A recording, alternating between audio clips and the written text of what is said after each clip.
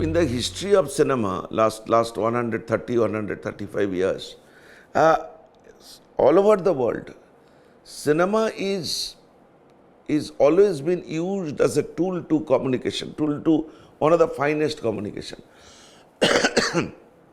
Now, when I say the mode of communication, I can give you an example. Like in 1917, when the revolution in Russia happened, when Bolshevik party took over the power from the feudal Tsar, Russia was a very huge country.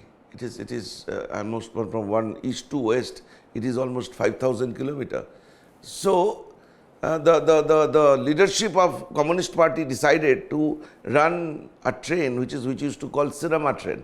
Those trains used to go to the remote villages and make films on the life of the people there, the peasants, the laborers, and make the film prepared to show them that how their life was been suffering by the feudal lords and how their life is going to change.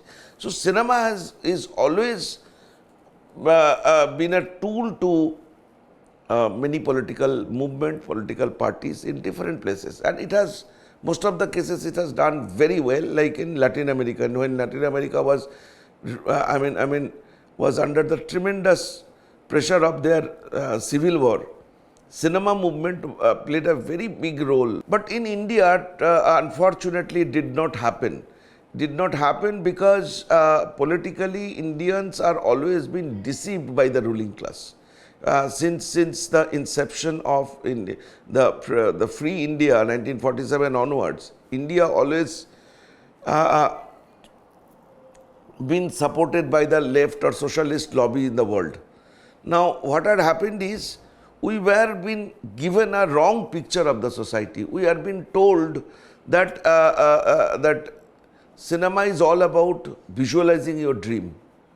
Cinema is all about what you can't achieve, which is part of your imagination. Cinema is a makeshift reality for you. I don't agree on this kind of differentiation or this kind of nomenclature that because of election the political films are coming, which is not right. Like for example, my films, be it Kerala Story or Bastar, the Nakshal Story, I started working on these films 10 years back. Now, I definitely did not realize that this film will be ready and will be released before election. The problem is in this country, in India, every second month there is an election, in somewhere or other. It could be state election, it could be panchayat election, it could be local body election, or it is a national election. So, I don't think any producer who spends crores of his hard-earned money depend on that election will sail through the business of the film. It did not happen in many cases. There are many films has come in the bracket of political film that did not work, that did not do well in the box office. At the same time, there are films which has nothing to do with the election, which was not been released any nearby to any election or targeting to election, did very well business.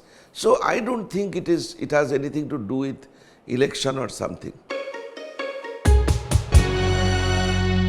Just before Kerala Story, there was two BBC documentary came on criticizing Narendra Modi.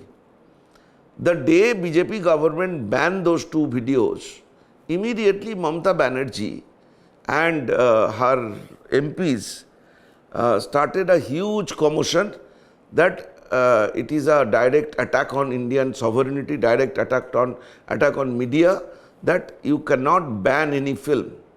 Within 15-20 days, when my Kerala Story came, these very people started asking for ban on my film.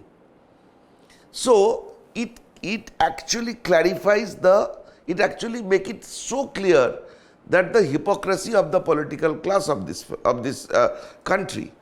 I don't think that a film can be termed as a political film unless you have a pre-planned, preconceived agenda. But I was very clear when I planned both the films, it is human sufferings which instigated me to make both the films.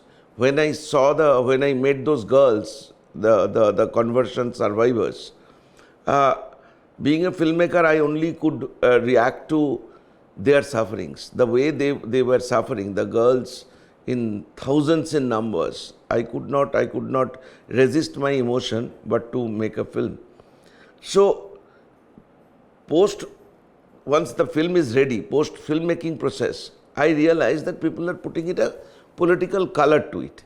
But my intention was never been to make a political film. And the same with Bastar. I was born in a place which is just 40 kilometers from Naxalbari, from where this movement, this radical peasant movement or armed struggle of the of the communists in India, which started in 1967, and it was just next to my house, next to my native place.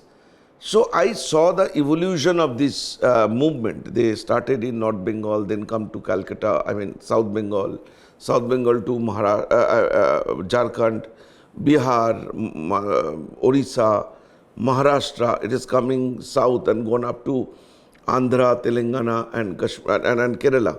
So the point is, if I would have planned to make a political film, I would have made that film much before. There are so many interesting studies going on my Kerala story, that it is a very, very hard-hitting story of 4 girls. But how it has entertained, how it has touched the heart of millions, it is now the subject of many universities, that the kind of emotions people have shown, kind of we saw people coming out with tears, people who don't know each other, grasping him, hugging them each other after watching the film. The kind of emotions though the Kerala story has evolved, it is a very unique in Indian reality. The film like Do Bigha Zameen or Mother India, they definitely addressed many grievous social issues, but that confined and limited into that particular issue, or confined and into the awareness about a very small part of the larger problem. But Kerala story kind of cinema, which is very rarely been made in the country, and that is the reason all these debates have started.